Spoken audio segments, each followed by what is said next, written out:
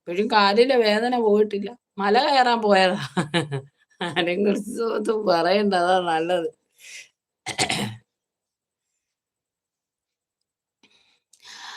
അനഘ എവിടെയൊക്കെ പോയി?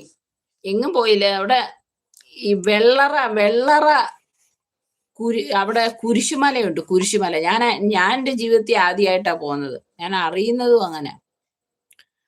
അങ്ങനെ അവിടെ പോയതാ. കുരിശുമലയിൽ പോയതാ മക്കളെ.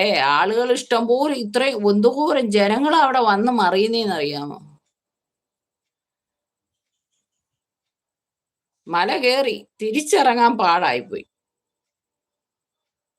അനഘ വീഡിയോ എടുത്തില്ലേ? വീഡിയോ ഒക്കെ എടുത്ത്. പക്ഷെ ഇരുട്ടല്ലയോ എല്ലാം. പിന്നെ ഇല്ല അത് ട്യൂബ് ലൈറ്റ് കെട്ടിയിട്ടുണ്ട് എല്ലായിടവും. കുറച്ചൊക്കെ എടുത്ത്.